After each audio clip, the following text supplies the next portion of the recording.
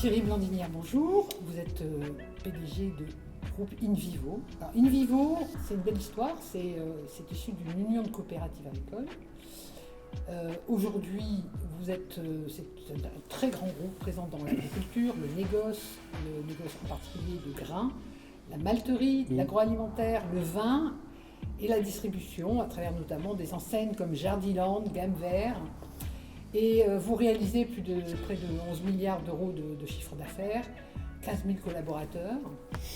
Et vous êtes en plus société à mission depuis 2020. Que représente l'international pour InVivo ? Est-ce que c'est une quête de puissance ? Beaucoup l'international, puisque c'est notre ADN. Parce qu'à la base, vous l'avez dit, on était une union de coopératives, donc qui servait quelque part le service des coopératives de vendre le grain à l'international, donc au bureau de trading de céréales. Donc l'ADN, il vient de très très loin.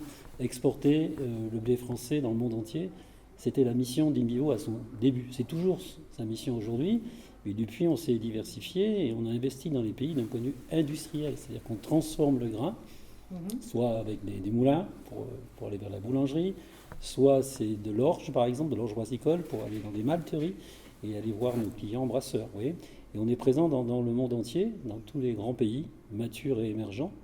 On est le premier malteur mondial, je crois que vous l'avez dit, et on est le premier meunier français. On exporte beaucoup sur l'Afrique et on exporte beaucoup de céréales, notamment sur l'Afrique ou sur l'Asie et le Moyen-Orient. Donc notre ADN est très très international, historiquement, et on continue à cultiver cet ADN international.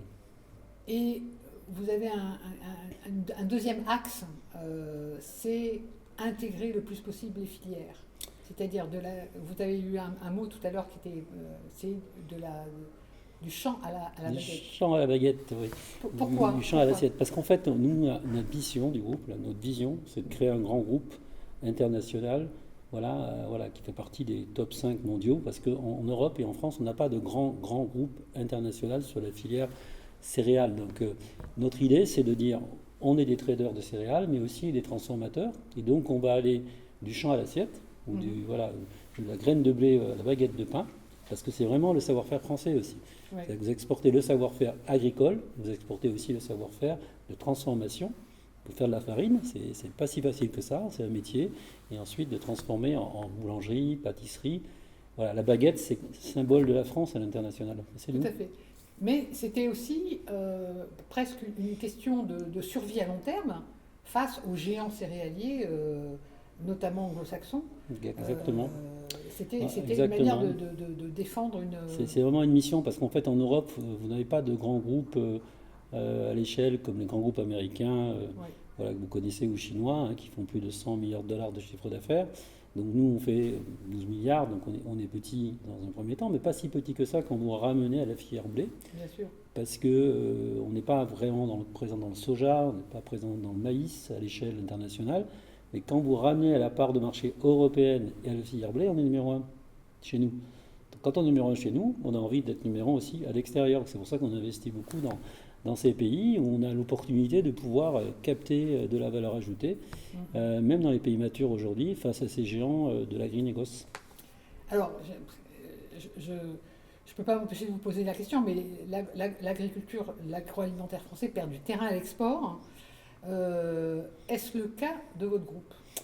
Alors non, parce que nous on progresse, parce qu'en fait, quand on n'exporte pas et qu'on est présent dans les pays, ça ne rentre pas dans les stats d'exportation. Bien sûr. Donc du coup, on est quand même présent de l'autre côté de la barrière, si j'ose dire, mais on ne compte pas ça dans l'exportation traditionnelle, dans les stats douanières. Pour autant, c'est vrai que depuis 1 an, c'est la première fois que les importations en alimentation, en général, dépassent les exportations. Oui. Dans l'histoire du monde de l'agriculture et l'alimentaire français. Donc c'est vraiment un signal d'alerte. Oui. Et nous, on pousse vraiment le gouvernement à réagir et à restimuler le potentiel de production de la ferme France pour retrouver des parts de marché et avoir un bilan positif, notamment importation et exportation. Aujourd'hui, les Allemands produisent plus que nous, par exemple, en agriculture. Donc, alors qu'avant, c'était des clients. Il ne s'agit pas d'aller voir les Brésiliens ou les Chinois, je parle juste de nos voisins, l'Allemagne. Donc il faut se ressaisir un peu et relancer notre modèle de production. Bon, ça passe par la construction de nouvelles agricultures, peut-être plus en phase avec les enjeux environnementaux, sociétaux, rentrer dans ces grandes transitions alimentaires et agricoles, donc il faut se mobiliser. On a les solutions, il faut les activer maintenant. Et donc le rôle d'INBE, c'est aussi de mobiliser un peu la force, les forces vives de la ferme France pour se remettre en cause et repartir au combat à l'international. Une partie de la cause disons, de l'essoufflement un peu des exportations, et notamment de céréales, c'est un peu la géopolitique aussi. Vous l'avez un peu expliqué.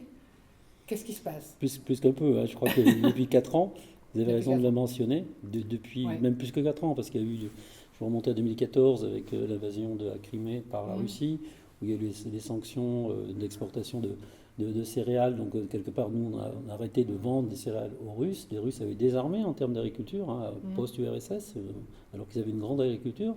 Du coup, ça les a obligés à réarmer leur agriculture, déjà pour nourrir la population, puisqu'on avait fait un blocus.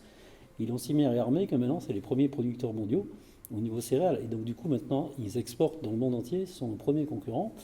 Et ils se servent en tout cas, Poutine se sert vraiment du blé comme une arme alimentaire pour négocier des soutiens politiques avec les pays, par exemple, africains. Par exemple, l'Algérie, hein, si je parle d'Algérie, on peut quand même le citer, c'est nos voisins. Ils étaient 100% en approvisionnement blé français. Ils ont switché avec du blé russe depuis 3 ans. Donc du coup, il y a un lobbying russe, on le sait bien en Afrique, qui est très puissant, et on le voit au travers de la géopolitique du blé, en fait.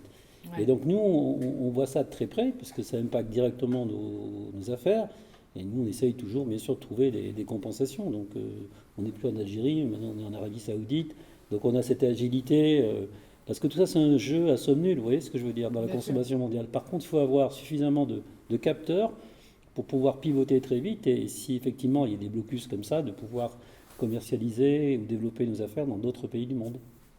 Pour conclure, je poserai la même question qu'aux autres intervenants. Actuellement, le contexte international est un peu chaotique et beaucoup de dirigeants d'entreprises sont frileux, se posent des tas de questions.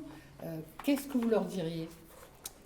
Je leur dirais qu'il faut tenir bon parce qu'il faut être conscient de nos forces. On n'a pas de complexe à faire par rapport à nos concurrents. On a des savoir-faire incroyables en France, quelles que soient les industries. On a cette capacité, je pense, contrairement aux Américains, à mieux comprendre les différentes cultures du monde et de pouvoir mieux parler peut-être en respectant un peu plus les différentes nations.